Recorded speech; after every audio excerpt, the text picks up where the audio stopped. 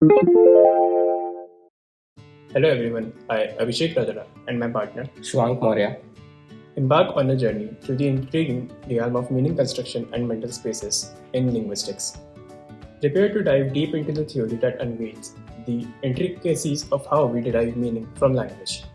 That's right, language isn't just about the words, it's about how we mentally organize and interpret those words to make sense of the world.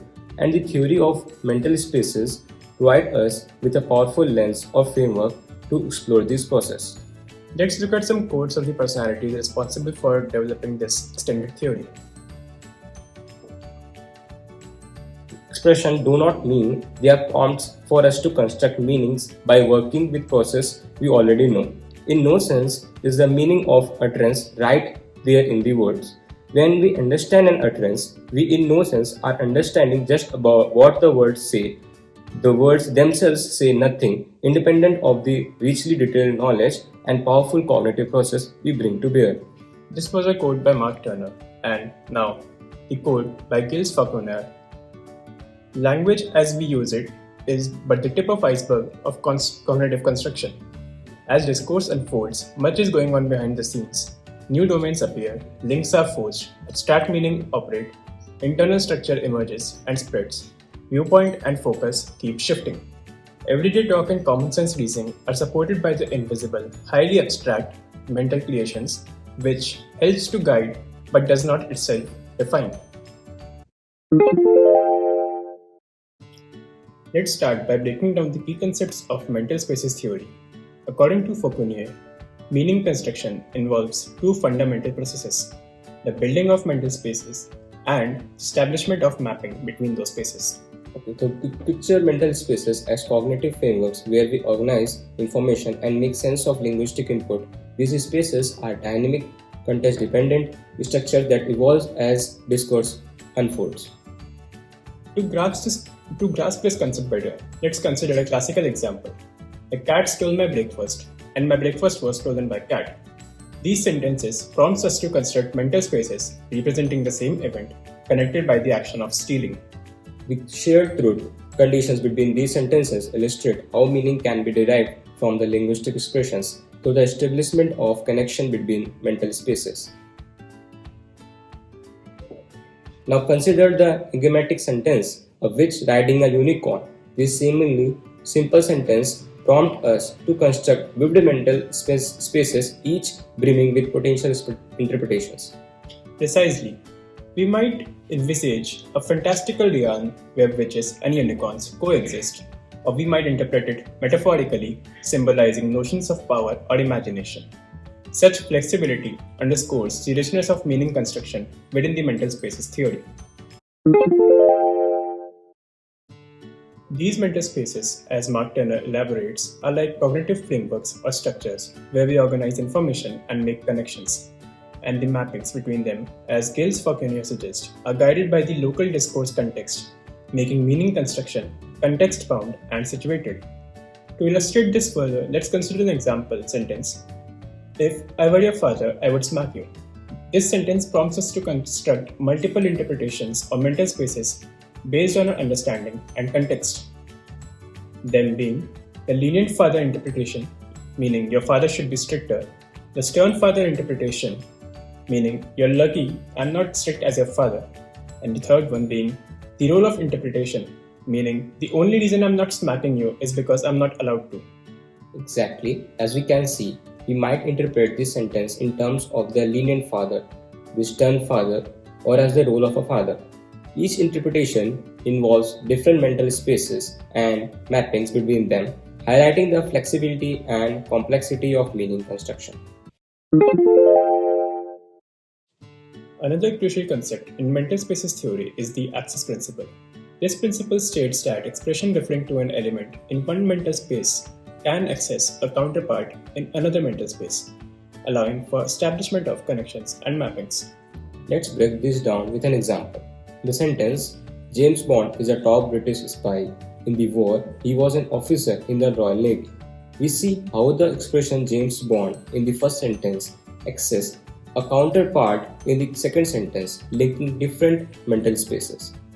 This sentence also demonstrates the concept of anaphora and antecedent, integral to understanding mental spaces theory. Anaphora refers to a linguistic device where a word or phrase refers back to an earlier word or phrase known as antecedent. In this example, he in the second sentence is an anaphor referring back to James Bond in the first sentence, which serves as the antecedent. Consider another, yet a little complicated sentence. In the movie, Orson Welles played Hitchcock, who played a man at the bus stop. This sentence prompts us to construct multiple mental spaces interconnected by the linguistic connectors. Indeed, Abhishek. Here, the fish in the movie act as a space builder, setting up a movie space containing the character Orson Welles and Hitchcock. As we encounter played in the sentence, it instructs us to link Orson Welles, the actor, with Hitchcock, the character, establishing a connection between mental spaces. Now, on adding, Hitchcock liked himself in that movie. This seemingly straightforward sentence unveils layers of ambiguity that can be deciphered through mental spaces theory. The ambiguity lies in the dual interpretations of Hitchcock liked himself. It could mean either that Hitchcock liked the character played by Orson Welles or that he liked the man at the bus stop. From the base perspective, the Hitchcock, denoted as B1, can be linked either to counterpart B2 in the movie space or to counterpart B3. This ambiguity arises because B1 serves as a trigger with two potential targets established by pragmatic function. One connector links B1 to B2 through identity, while another links B1 to B3 through actor connector. Mental spaces theory also helps us understand how tense, aspect, and modality contribute to meaning construction. By analyzing how these linguistic elements operate within mental spaces, we can gain insights into how we perceive and interpret events over time. Now, let's apply this theory to a more elaborate example. Fido sees a tortoise. He chases it. He thinks that the tortoise is slow, but it is fast. Maybe the tortoise is really a cat. In this narrative, multiple mental spaces emerge, each representing different views and interpretations. If taken in context, the word Fido might imply the name of a dog. When Fido sees the tortoise and chases it, we establish connection between Fido, the tortoise, and the action of chasing.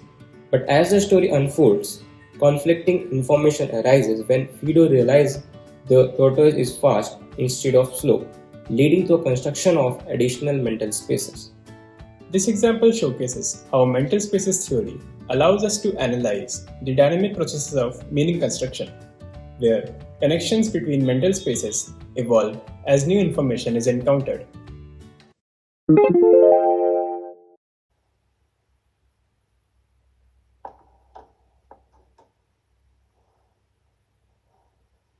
To be or not to be? That is the question. Whether 'tis nobler in the mind to suffer the slings and arrows of outrageous fortune, or to take arms against a sea of troubles, and by opposing end them to die, to sleep. Okay. Wonderful. First riddle. I can fill a room with just one heart. Others can have me, but I can't be shared. What am I? The answer's love. What? No. No! The answer is loneliness. How do you not know that? No, Enigma, no! Oh, God!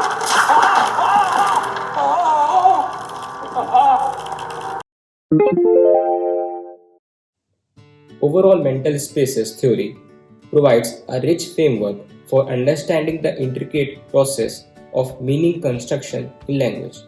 By exploring the building of mental spaces, the establishment of mappings, and the role of linguistic elements, we can gain a deeper insight into how language shapes our understanding the world. Thank you for joining us today. on this enlightening exploration of meaning construction and mental spaces in linguistics. We hope you found this journey into the fascinating world of language and cognition both enlightening and thought provoking. Absolutely. And remember, the next time you encounter a sentence, think about the mental spaces. It prompts you to construct the intricate process of meaning construction that unfolds. Until next time, happy exploring.